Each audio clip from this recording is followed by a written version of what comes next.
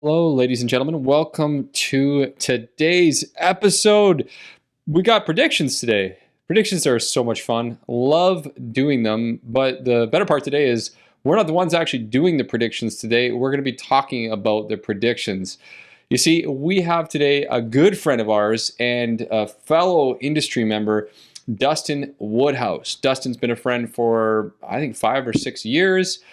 He's also an incredibly accomplished past mortgage broker, transitioned in becoming a president of one of the largest brokerage firms in the country, Mortgage Architects, which is where we actually hang our hat proudly. So now Dustin's a very interesting cat. He likes data, he likes information, and he loves teaching and articulating information. And he's definitely never been afraid to provide his feedback around predictions. So we thought we'd bring on a fellow industry member to have a fun little conversation around what Dustin's thinking for the rest of 2022 and directions as to where he perceives things to go, especially when it comes to interest rates, the bank, investment properties, and so forth. And we had a fun little roundtable talking about these considerations. So this will be a fun interview. It doesn't matter who you are, end user, buyer, investor, mortgage broker, realtor, anybody's going to get value out of this conversation and have a lot of fun. And I can't wait to come back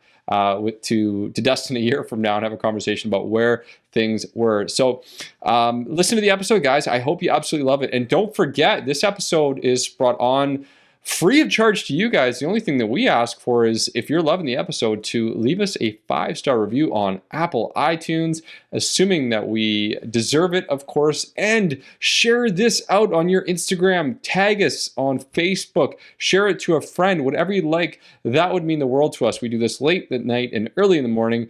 And it's just a passion project. So we'd love if you shared in that passion and helped us spread the good word.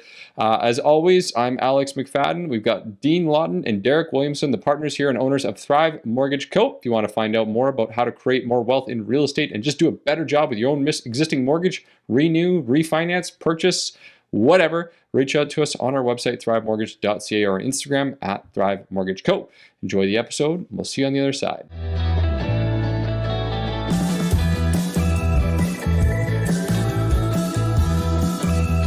What's up, guys? You are listening to the YVR REMO Show, where we talk all things Vancouver real estate and mortgages, take boring topics and make them interesting. Make sure to stay tuned to listen to everything you need to know how to put cash back in your pocket, create wealth in real estate, and simplify the complicated.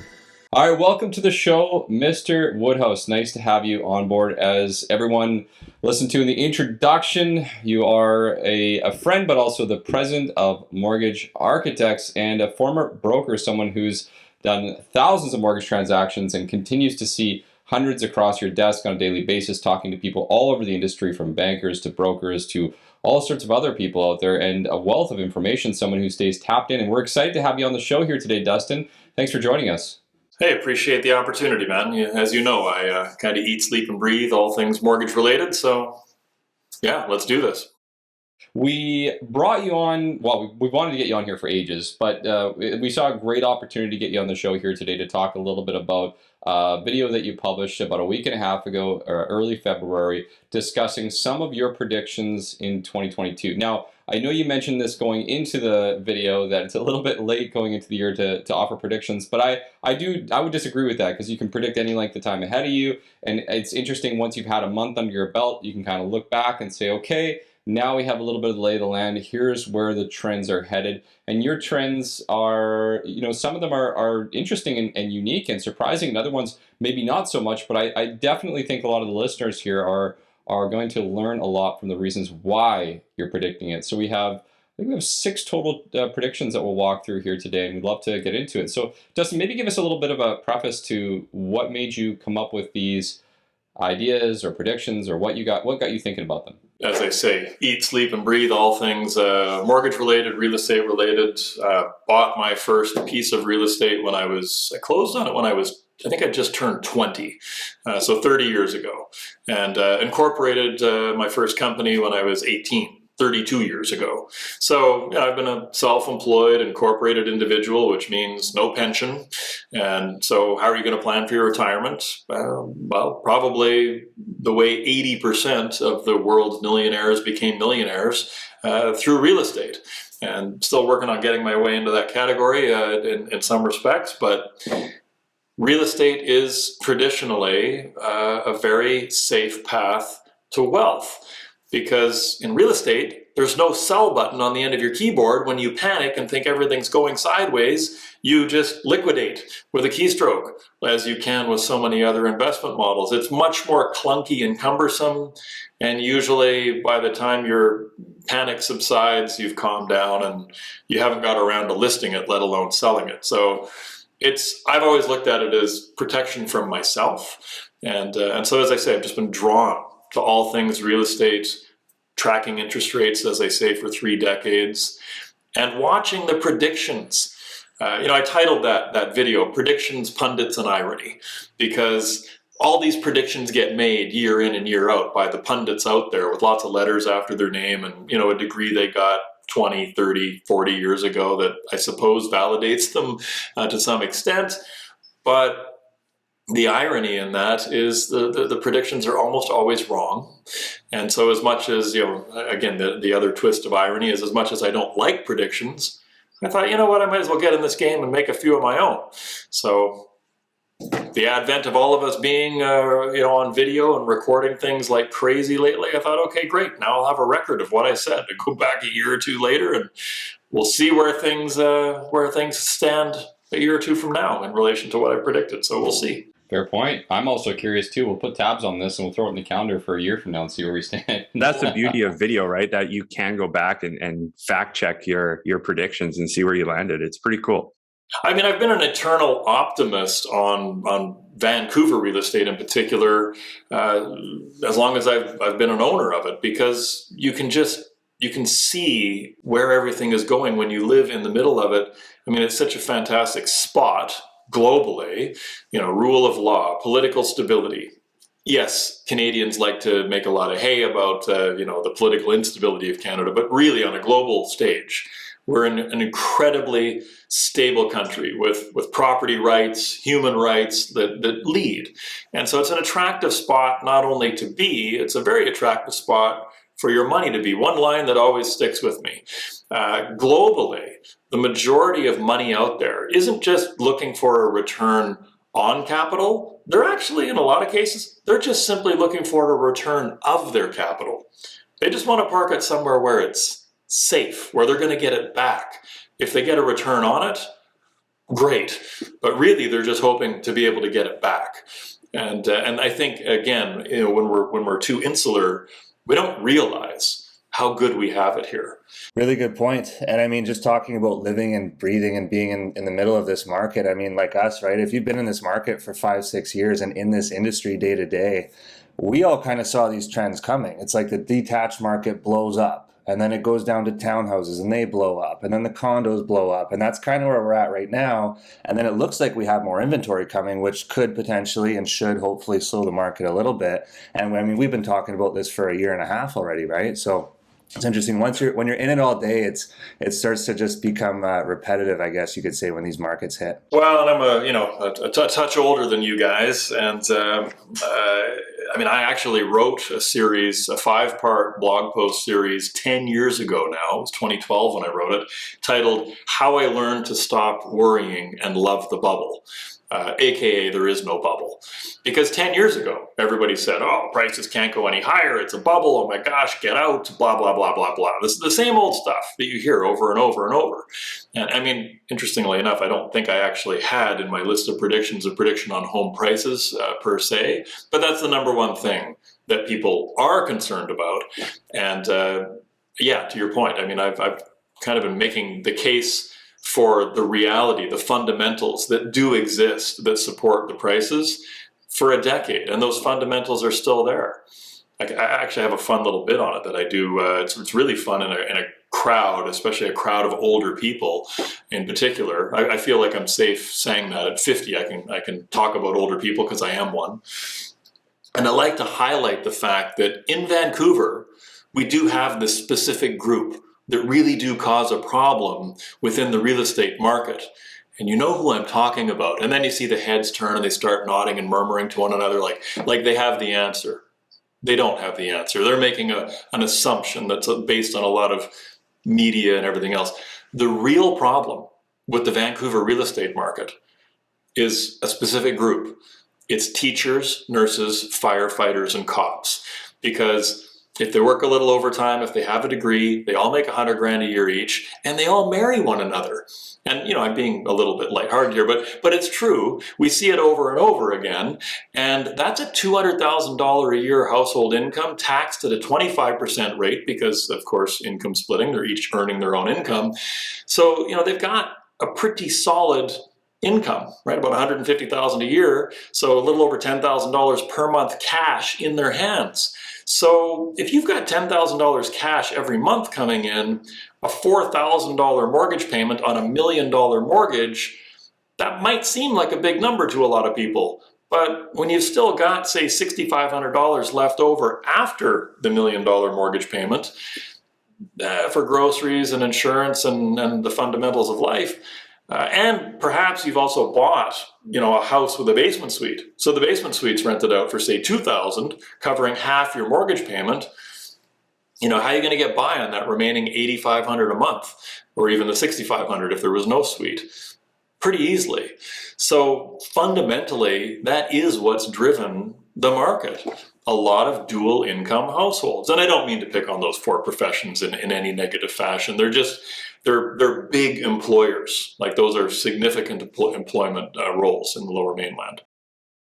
I didn't know what direction you were going to go with that, but that made a lot of sense as far as how you position that and where. I mean, we could talk a little bit about what that looks like now going forward over the future, as we can see where that came from the history. But I think we definitely gotta start digging into these predictions here, Dustin, and then we'll dig back into why house prices continue to be where they are, because I know that's one of your predictions, or at least we can riff on that from there. So let's without delay, I'd say we get into it, and I'm going to let you kind of jump into it right off the bat here, because these are your predictions, my friend. Jump in with number one, and let's talk about it. Well, short and sweet. I mean, prediction number one is that sadly, very sadly, in 2022, a record number of Canadians will lock into fixed rate mortgages from their variable, or just going into a brand new mortgage will opt into a fixed rate mortgage.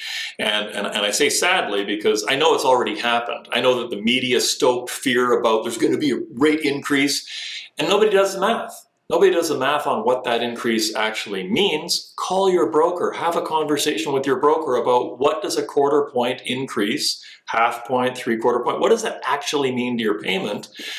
And it's fascinating to me that people would opt to give all that extra interest to a lender rather than perhaps resetting the payment to that fixed rate payment amount, but keeping their variable rate mortgage, and all that extra money then goes to the principal pay down.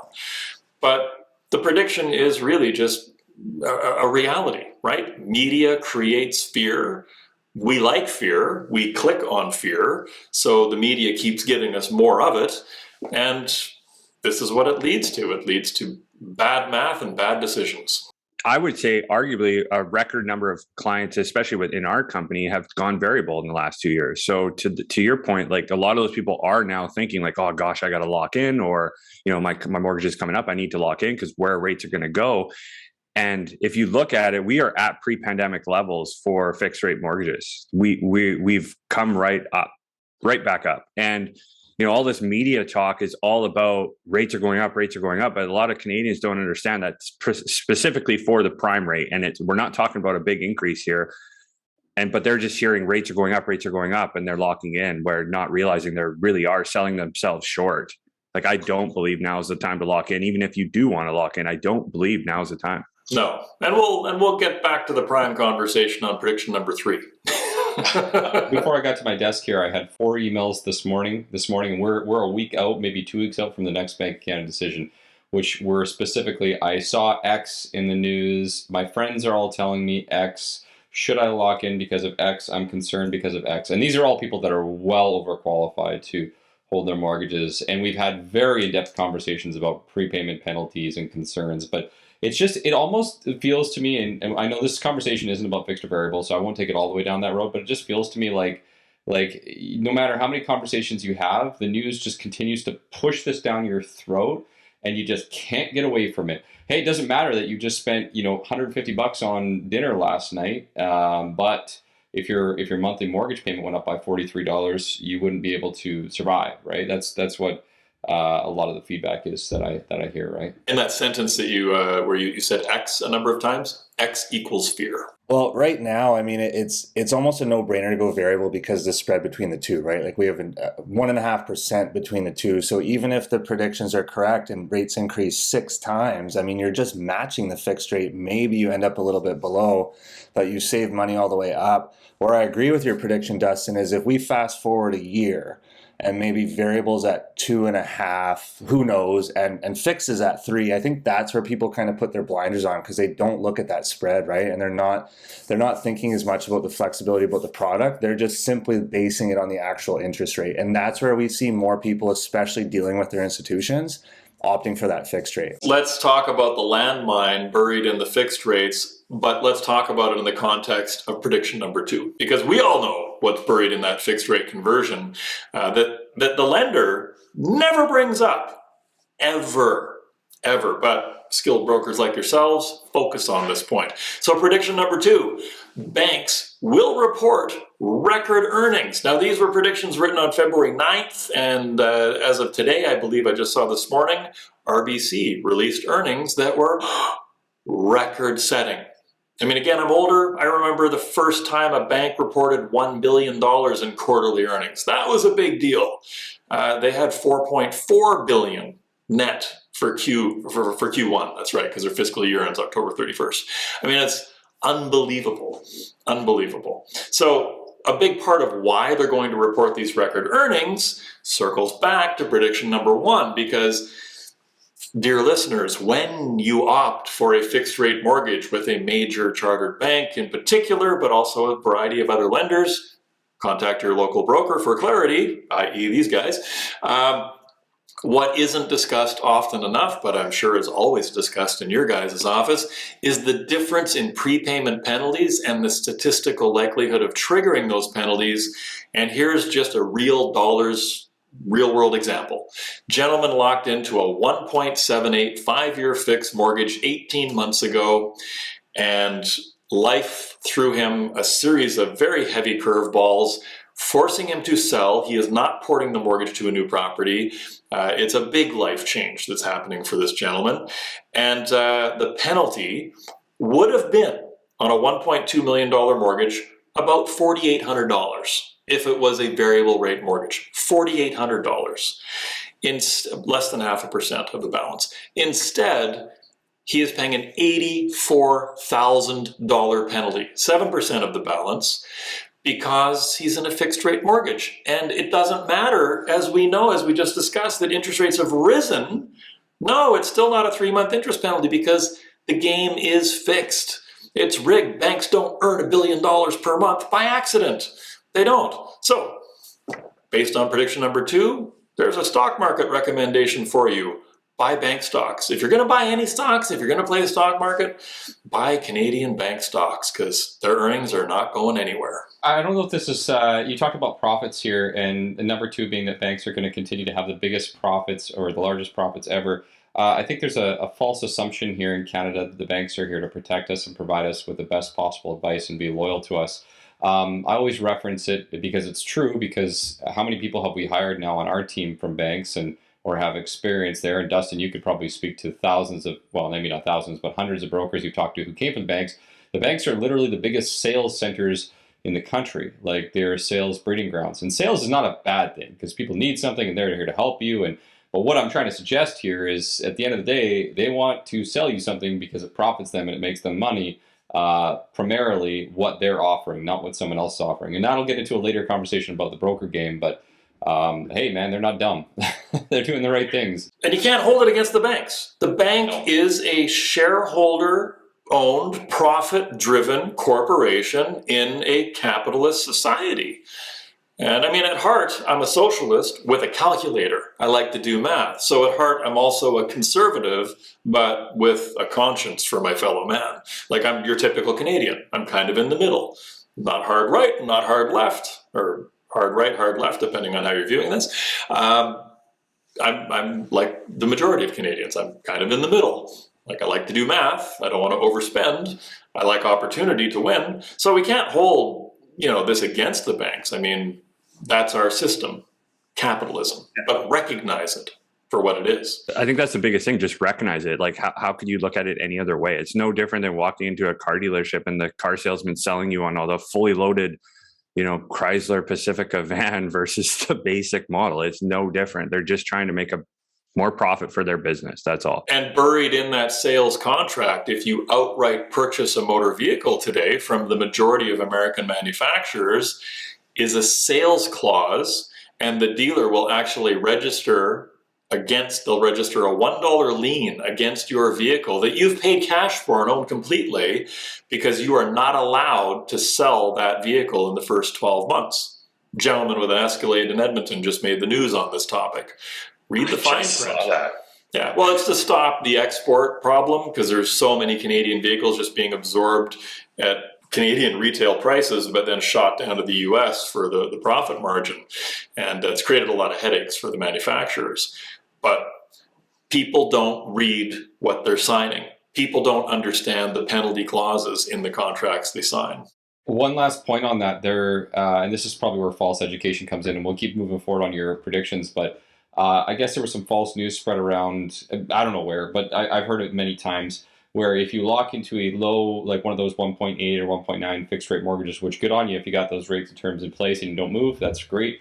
But if you locked into those a few years ago, that if the rates went up, the prepayment penalty would revert back to 3 months of interest. Now, we obviously know that's not the case for most institutions and products and how they work, but I actually got off a phone call yesterday with three separate people, and they couldn't port. We get that again, different conversation. They can't move their mortgage to another property, and they were shocked to find out that they were in fact paying these large penalties. So number 2, I think, is in fact correct, and I'm going to just basically suggest I'll cap it there. But there's a lot of false information, and that stuff will kick some people's asses in a few years. That's for sure. Let's go to 3. Oh yeah, that's probably my most wild prediction in the eyes of a lot of people. March 2nd, I believe, is the next Bank of Canada meeting, and I am predicting there will be no movement on March 2nd whatsoever, just as I predicted there would be no movement on the last meeting. And ultimately, the prediction is, I've sort of covered myself a little bit, a net zero increase in the prime lending rate by the end of the year, which is to allow for the potential of an increase of a 1/4 point or even a 1/2 point. But I think if the Bank of Canada does that, they're going to have to back it right down. And that was a prediction I actually put in writing back in December, but it was in writing. It wasn't out there and recorded and everything else. So it's a Feb 9th prediction at this point. But yeah, I just think that all of this talk of, the headlines last fall that mushroomed like crazy with 4 rate hikes per year for the next 2 years. And the media just splashed that everywhere. And what they really did was they sampled 6 bank economists, and they took the most extreme, ridiculous assertion and made that the headline. And then they buried way down in the bottom another very intelligent, well-accredited individual, representative of another major bank, his prediction that, maybe we'll see 3 increases at best, right? But everybody set their hair on fire, which I don't have much to do that with, about 4 increases per year for 2. And I disagree. And the reason I disagree is life experience. I mean, I've watched how over and over and over every year economists make these predictions for these radical rate hikes, and then guess what happens? Something they didn't expect. That's called life. Like, life is full of the unexpected. I mean, we're recording this on a morning that we're seeing a country roll into another country and start a war. That, for a lot of us, I think just seems unfathomable. Like, we're coming out of a pandemic. We're shifting from pandemic to endemic. I think no one really is too sure. And somebody's got time to start a war now? Like, we need that? But that's not going to be stable. And I don't think that was expected 6 months ago. So, yes, a net zero increase on prime. So if you're in a variable rate mortgage, which I am personally, because I do eat my own cooking, stay variable. Life is variable. So your mortgage should be too, right? I'm rooting for that prediction. I'm rooting for that one. 10 years ago, I stood before an audience that virtually none of them believed me. 10 years ago, of real estate investors. And I said, guys, most of you, all you need is 10 more years of really low rates. And the rate of mortgage paydown that you're achieving, just hold your properties. You're going to be in an amazing position. And there were people in the room predicting 6%, 9%. One of them was, double digits. And lo and behold, what did we get? 10 years of rock bottom rates. And I'm predicting this year rock bottom again. But I say the same thing. The next decade, it's going to take us a decade to dig out of this. It's going to be rock bottom rates. There's certainly a lot of work to do, and you're right. Life is variable, and who would have thought we're dealing with what we're dealing with this morning, and that all plays into a major piece of this decision coming up. I believe that, and to your point, like the media was like, it was 70% chance it was going up in January. It's like, I don't know where they get these percentages, but of course they weren't going to raise rates in January. Ontario is in a lockdown, the biggest province in our country. Like, if you just really read between the lines and look at this with some common sense, I think you'd be on the same page as us. The unfortunate part is that there is not a ton of common sense out there, especially for people that just simply don't understand real estate mortgages. On Facebook this morning, I saw an article that said rising rates will push 35% of Canadians to bankruptcy. Oh, bankruptcy. You had to bring it up. I saw that headline too. I was biting my tongue. But like, come on, right? You got to put yourself in people's shoes that aren't in our shoes. And if you don't understand the financial side of our business, why would you not believe that, right? And like, I have clients call me and ask these questions every single week. It's unfortunate what the media puts out there, and it does have an impact. It does have an impact on the market. 40% of homeowners in Canada have no mortgage whatsoever, meaning they have zero interest rate exposure whatsoever. Of the remaining 60% of homeowners that have a mortgage, the average balance is $400,000. But we'll circle back to that. 80% of them are in fixed rate mortgages. So rising rates, whether they're fixed or the Bank of Canada Prime, don't mean a thing to 80% of those people. They certainly don't mean a thing to 80% of that 80% who have 2, 3, 4, and 5 years left on the typical 5-year term that 80% took.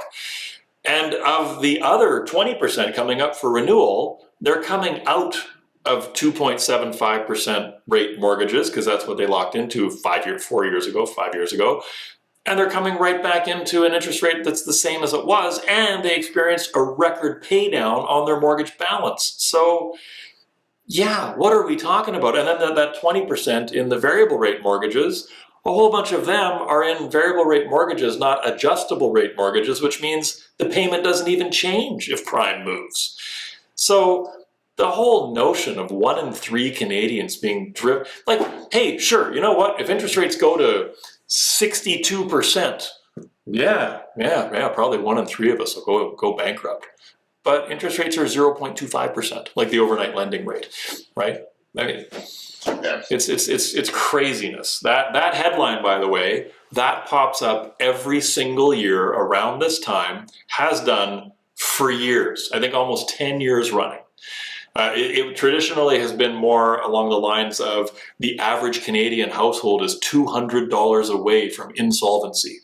Just to circle back here really quickly, number one, record amount of Canadians probably are going to lock into fixed rates without doing the due diligence, which everybody who listens to our podcast is doing the due diligence. That's obviously not these folks, but all those other people who may not have access to it yet could be the case. Number two, banks are going to make bank. They're going to do real well, profit, very good. The prediction number 3, prime may go up, and it may come back down, or it might just stay up a little bit. Not what the pundits are predicting. Let's get into, I guess we kind of switched up your predictions. So on our end, the broker share, how many people are funding what types of mortgages, and what does that look like, and why do our listeners even give a crap? 5 years ago, there were 18,000 mortgage professionals. In 2016, there were 6 years ago now, there were 18,000 mortgage professionals operating in a $400 billion annual mortgage market, owning about 25% of that space. So 1 in 4 mortgage transactions was going through a broker, 1 in 4.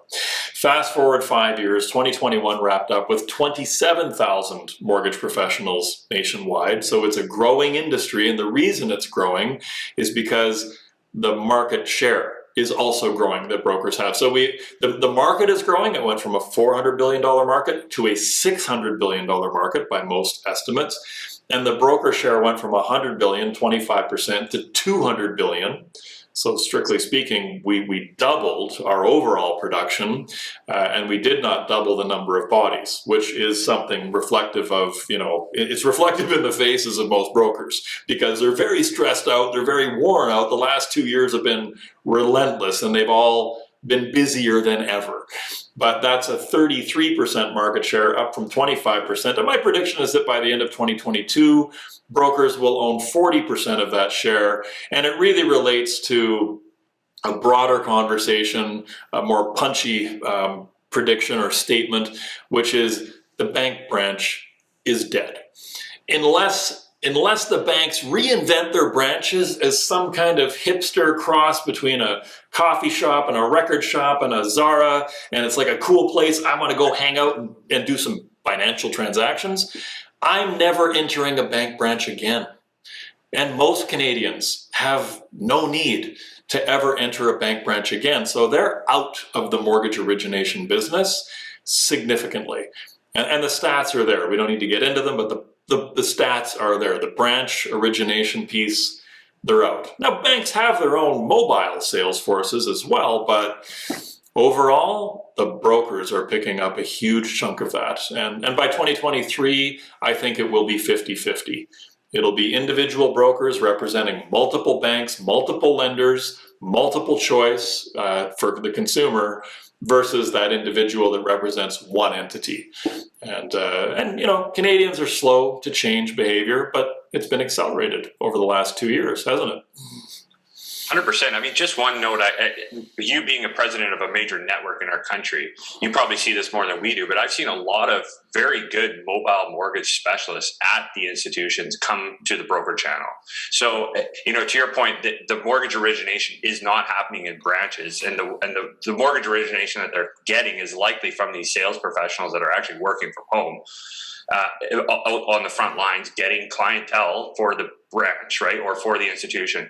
Now seeing those people come into the broker channel, do you think that's playing a part of it, or is it just like where do you think that comes into play? Well, that is absolutely going to be part of that trend, because as that individual representative, and this isn't a sales pitch for brokers, all right, like I'm just in the right place at the right time. I don't have to beat the drum to make this happen. It's happening. I'm reporting from the front lines of what's happening. I'm not trying to drive the change when I say what I'm about to say. But the individual who works for one financial institution, and that's the suite of solutions they have, they're increasingly recognizing what I just saw on a demo yesterday. So in the broker channel, we've got a fantastic app that we use, the Mortgage Architects app, Mortgage Planner app in particular. And there's a modification being worked on for that app that is going to allow DCR worksheets to be spread out. Now, a DCR worksheet, never use an acronym. What's a DCR worksheet? Dear listener, you don't need to know what a DCR worksheet is. That's a broker thing. But for an individual working at a bank listening to this, they know what a DCR worksheet is. It's a tool that helps them calculate how much mortgage money can be lent to somebody who owns multiple properties. Now, the reason I bring this up is because the tool that I reviewed yesterday, it actually brought 12 different lenders, DCR worksheets, debt coverage ratio worksheets, into one app. So one interface. So you input the client's data, someone who owns, say, 2 or 3 properties, and it tells you what the maximum purchase price you can work with is. And the range amongst major Canadian financial institutions, for the one example that we worked, the purchase price ranged from $477 to $825. That is a massive, massive spread. And if you're a banker working at that institution, and it was a major institution that has limited this individual to a $477,000 purchase, meanwhile you know of a broker or someone at the other institution that has access to the same tools, but it allows for an $825,000 purchase, you're wondering, well, what am I doing here? Like you're losing business because of all of these nuances and all of these variances across the board. Why would you want to be stuck with any one of those 11 lenders that are below the 825? Why wouldn't you want to be in a world where you've got access to that 825? And to make it client friendly here, why would you want to be taking a guess as to when you walk into one door of one institution or the other, is this the one that's going to get me 477 or is this the one that's going to get me 825? No, you work with a broker. That solves that question. But that also speaks to the complexity of brokering and why there's no app that's going to remove us completely from the equation anytime soon, and why our channel will continue to grow. It's a complicated business. It really is.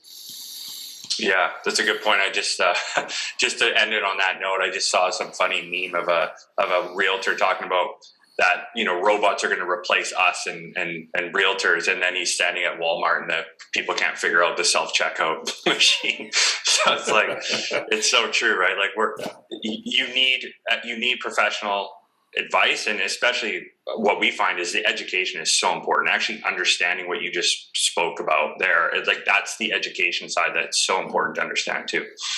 Yep, without a doubt. And that kind of leads into prediction number 5 on our list here, which is what's happening with investment properties. So that individual that we need that special worksheet for because they own more than one door or they're wanting to buy an investment property, what's going to happen? Well, being a landlord has never really been something you wanted to bring up in dinner conversation, because landlords have traditionally kind of always been beat up a little bit, which is really unfortunate, because mom and pop landlords, as they're referred to, the individuals who buy that one condo or two condos to help bolster their retirement, or maybe that is the fundamental basis of their retirement plan, they've always gotten beat up a little bit. And it's kind of sad, because they're providing much needed housing for the individual who can't otherwise qualify to purchase something themselves.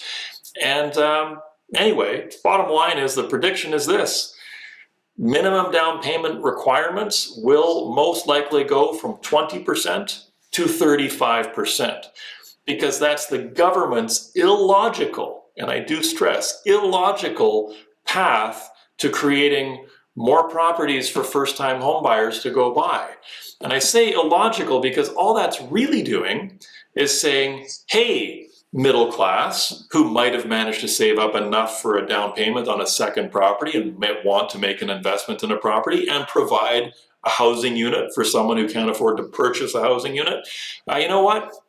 Real estate investment is now for the upper middle class, for the upper echelons of the middle class, for the wealthy. And that's largely what a lot of these changes have done over the past 10 years. And I'll try not to get on my soapbox, but the bottom line is, demand side economics is what the government, in particular CMHC, pushed on us for the past 6 years in particular. And it's a flawed model. Demand side economics does not work. And do we need any more evidence than where prices have gone over the past 6 years since they started putting all these different limitations in place? But I still predict it's going to happen anyway. We've talked about this on previous podcasts, and kind of where I saw this going with this 35% down is, you're right, there are going to be certain people that are impacted, and they can no longer buy that investment property. But if you're in the market locally, your property is appreciated 40% in 1 year alone, right? A lot of these people do have the equity to tap into if it isn't cash, and you can still make that 35% down work, even if you do own a townhouse in Langley or Cloverdale or Abbotsford, Chilliwack, right? Like, you probably can come up with the cash if you've been in the market for the last 5 years to meet this new potential, goal of 35% down. And hey, maybe more people actually do it because now you're cash flowing. A lot of people don't buy properties locally with 20% down because you're out of pocket month over month, and some people can't afford that. So I don't know, it's hard to say. There's definitely people that will be impacted if this does happen, but there's a lot of people that will still be able to make it work. I mean, we talk about this a lot, and it's always nice to just remind our listeners about the house hack, where, you just convert your current primary into a rental and buy your next primary. The final prediction plays into all of this, and it speaks to a lot of what we've spoken about. Why am I such an optimist, which I hope has come through during this conversation? because, again, I would predict on the heels of record population growth inside Canada, largely thanks to immigration, which I think is one of the pillars of being Canadian, is that we have open arms and we welcome people in. And I think by 2026, we're going to see record growth again, but I'm predicting an increase in the population of 4 million. Over the last 5 years, the population increased by 2 million. I think over the next 5, it will increase by 4. And I think that all projections on what the government is saying needs to be built for housing, I think, first off, a lot of those projections, they may not be hit. They might be hit. I'll try and remain optimistic that we'll actually hit those projections. But I think that those projections are going to fall short of where we really need to be, which brings us all the way full circle back to the bottom line. 10 years ago, why did I say housing prices when the average home price was just hitting $1 million in the city of Vancouver? Why did I say that was not only sustainable, but it was just the beginning? For the same reason that I believe the prices today are not only sustainable, but will continue to go up because supply. We have limited supply, hot demand that's not going anywhere. And if anything, the pandemic has made us look even more attractive as a place to be. More Canadians than ever were forced to travel inside their own borders for the better part of 2 years. And there's a lot of people from east of Chilliwack who've discovered the Lower Mainland, and they've gone, whoa, why are we going through a 40 below winter every year? Let's not do that anymore. So, in migration, immigration, and, I know our birth rate's a little on the low side, but, still birth. That's what's going to be the driver. So, yeah, increased population, increased demand. Will the supply match it? Probably not. Probably not. I think is a hopeful way to put it. No, it will not. Hands down, it will not. These are good. These are good. So date stamp that, time stamp that, February 2022. If you're listening to this in March, you're probably getting a ton of value. So stamp it however you like. But we're going to circle back in a year from now and have a discussion. And Dustin will certainly come back and have you back on the show again to talk about some of those topics that we got into. I wish we had more time to do that. But hey, this just leaves a little bit more juice to squeeze for the future conversations and future episodes. And, folks, if you found a lot of value from this episode here with Dustin, which I know you did, make sure to send us a message to the feedback channels on Instagram at Thrive Mortgage Co., at the YVR REMO Show. And don't probably try to reach Dustin directly because he gets 300,000 messages a day. No, I'm just kidding, Dustin. If you're a broker in the space and you want to talk a little bit more to Dustin, maybe reach out to us and we'll do our best to see if we can hook y'all up. Unless, Dustin, you want to put on any particular channels you'd like to be reached at? Oh, I'm old school. I like an email. I honestly get into the DMs of Facebook, Instagram, LinkedIn about once a week. It's tough these days, isn't it? There's so many different ways to reach people, but track my email address down. It's not hard to find, and I'm making you work for it a little bit. And sure, fire me an email if you want to chat, and keep it short and sweet, and you will get a fast response. Write me a 1,000-word essay. I'll read it, but responding might be challenging. Thanks again for joining us today, Dustin. I know we all appreciate it, and we are excited for another big year ahead if your predictions are true. I look forward to reviewing them in 11 months and seeing where we've wound up.